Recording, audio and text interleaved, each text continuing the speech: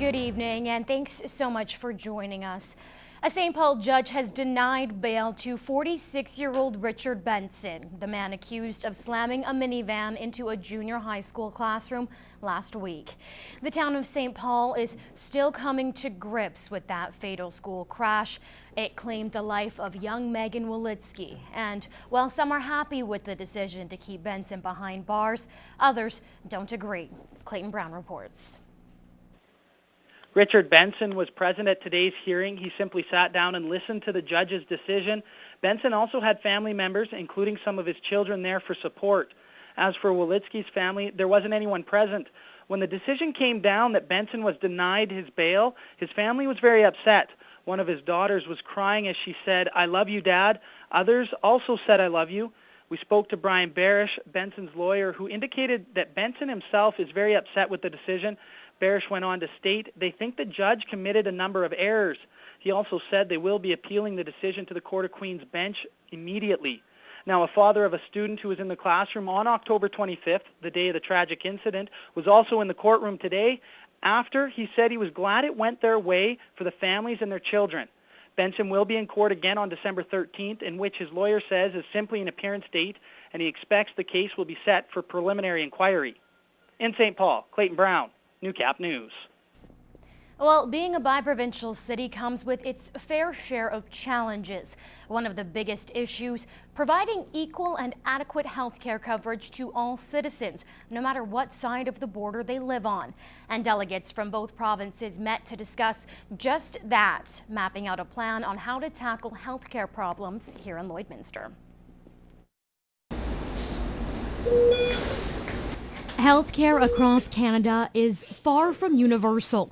Each province operates by its own mandate, and for Canada's only border city, that leaves a huge gray area.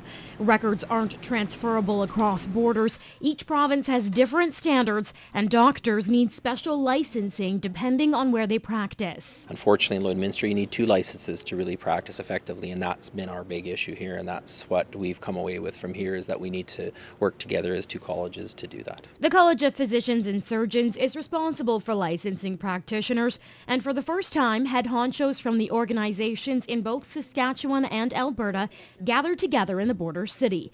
One of the issues at the forefront, interprovincial licensing. We've identified for some time that licensure and the purvey of the colleges of physicians and surgeons for both provinces has been an important part of the overall solution in seamless delivery of healthcare in Lloydminster. The question of creating a Lloydminster-only license seemed like a simple solution posed from the public, but officials say it isn't that easy. There isn't the authority by either the college in Saskatchewan or the college in Alberta to issue a Lloydminster-only license, right? Our jurisdiction stops at the border. So I can't say, well, we can extend that. So while fixing the problem of bi-provincial licensing is still in progress, delegates from both sides of the border now know the issue and many other healthcare problems plaguing the border city. Well, Curtis Hargrove is back in our city. Earlier today, he ran through Lloydminster. He's now on his way to Edmonton and Calgary. The 23-year-old Cold Lake resident has been running across Canada, raising money for the Stollery Children's Hospital in Edmonton. But this time, he's raising awareness for another campaign, one that hopes to get him to Toronto for a massive event. As Nara Manisa reports, Curtis is looking for all the fan support he can get to help out a great cause. So, how's everybody doing? It was a rock star welcome for Curtis Hargrove as hundreds of kids showed their appreciation for the runner. Hargrove paid a visit to Bar Colony Elementary School for a special treat. But of course, in typical Hargrove fashion, he accepted the funds all decked out in the school's mascot costume. We also have a small donation here for you that hopefully gets you a little bit closer to your goal. While Hargrove is running across the nation to raise funds for the Stollery Children's Hospital, he's now setting his sights on Toronto. Hargrove is in the running to score a major donation. He's one of 8 finalists in Scotiabank's Game Changer contest. We all get flown out to the Grey Cup on November 25th, and we'll all be on the field where the judges will pick one person to win the $100,000 for the charity of their choice. But before that happens, Hargrove is looking for your support. He's currently in 2nd place in voting. $100,000 would be amazing for these kids, and I mean for us too. I mean it looks good for our area here in the Lakeland and the surrounding area. I couldn't ask for a better place to come from, and you know, the support around here is amazing. The 23-year-old is hoping to raise $1 million for the stallery. So far, he has raised more than $200,000. You have until November 20th to vote. You can do so at ScotiabankGameChangers.com. No matter we win or lose, you know, we've at least got the word out there. And I mean, being at the Grey Cup, there's going to be tons of people that are going to hear our story now. Naramanisa, Newcap News. Mike Baden joining me on the desk now, and today is the first day of Movember. I can tell you're cleanly shaved. Yes, it's a huge day for guys across the border city and kind of across the world right now, as people prepare to grow up their mustache to in support of cancer for males. And you're going to be joining us once a week for a weekly feature on Movember. Do you want to tell us what we're talking about today, Mike? Yes, today I went to the border city and to talk to people about the stigma of how mustaches look on people. So I went across and as you can see in my story, the women aren't too happy with this month.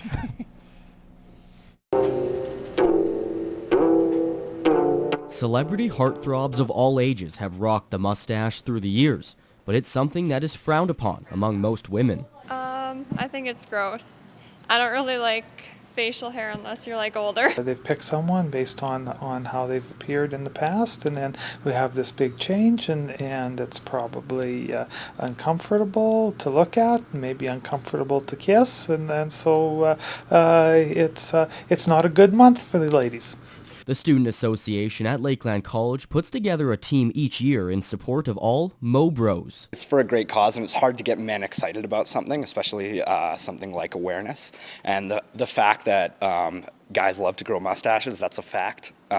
And it knocks off awareness about prostate health and men's health is just amazing. And the concern of it not being pleasing to the eye is something David doesn't understand. I think it's more of a throwback look. It used to be a lot bigger, and now it's just kind of shifted where women like their men clean shaven, which I think is a mistake. In the end, it's all for a good cause. Remember the man on the inside, and that this is about raising awareness, and you may have that old mug to look at longer if we do a good job of raising awareness of prostate cancer and men's cancer in general. But don't worry, ladies, it will only last 1 month. I think it supports a good cause, so I'm all for it. I think it's good to raise money. It's fun just for a month, and then after that you can shave.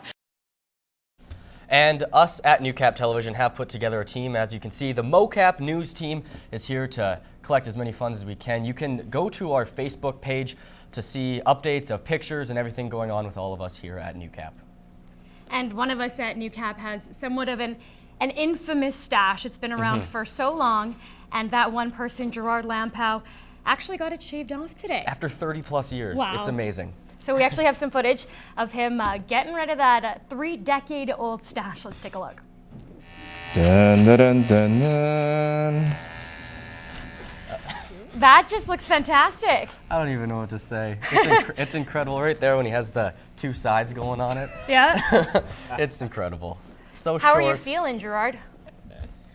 I'm feeling pretty good here, actually.